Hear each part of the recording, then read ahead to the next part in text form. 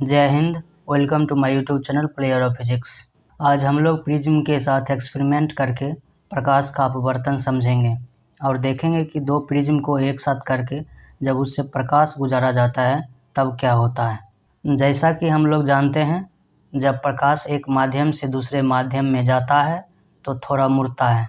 इसी मुड़ने की घटना को प्रकाश का अपवर्तन कहा जाता है। जैसे यहाँ हमने जब हवा से पानी में प्रकाश जलाया तो प्रकाश सीधा नहीं निकल रहा है, बल्कि थोड़ा तिरछा होकर निकल रहा है। इसी तिरछा होने की घटना को प्रकाश का अपवर्तन कहा जाता है। अब प्रिज्म से प्रकाश पार कराकर देखते हैं। देखिए, ये है प्रिज्म। जब हमने प्रिज्म पर प्रकाश डाला तो प्रकाश आर पार हो रहा है, लेकिन ध्यान से देखने पर दिखेगा कि प्रकाश सीधा पार नहीं हो रहा है, बल्कि थोड़ा मुड़ गया है।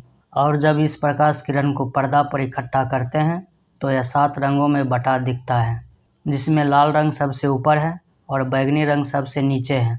उधर से हमने उजला प्रकाश ही जलाया था। इसका मतलब यह है कि जब किसी प्रिज्म से होकर उजला प्रकाश गुजारा जाता है तो प्रकाश अपवर्तित होता है और 7 रंगों में बट जाता है।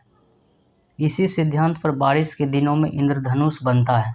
जब बारिश के बूंद प्रिज्म आकार में होता है तो उससे होकर आने वाले सूरज का प्रकाश अपवर्तित होकर 7 रंगों में बट जाता है, जिसे हम लोग इंद्रधनुष कहते हैं।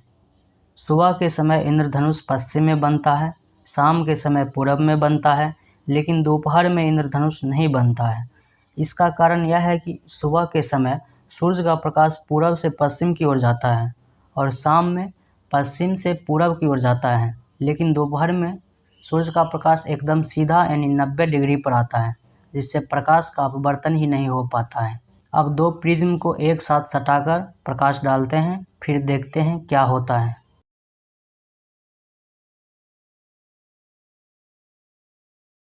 देखिए, ऐसा करने पर इस बार प्रकाश 7 रंगों में नहीं बटा, बल्कि उजला प्रकाश ही आ रहा है। तो सवाल आता है, क्या यहाँ प्रकाश का अपवर्तन नहीं हुआ? हाँ, हुआ। यहाँ भी प्रकाश का अपवर्तन हुआ, लेकिन यहाँ पहला प्रिज्म प्रकाश को 7 रंगों में बांट दिया और दूसरा प्रिज्म उन 7 रंगों को पुनः उजला प्रकाश बना दिया।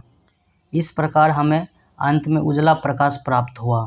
इसका मतलब दो प्रिज्म से सेम प्रकाश किरण का अपवर्तन कराने पर हमें पुनः श्वेत प्रकाश प्राप्त होगा। इसी प्रकार 3 प्रिज्म से सेम श्वेत प्रकाश किरण गुजारने पर हमें अंत में प्रकाश किरण 7 रंगों में बटा दिखेगा।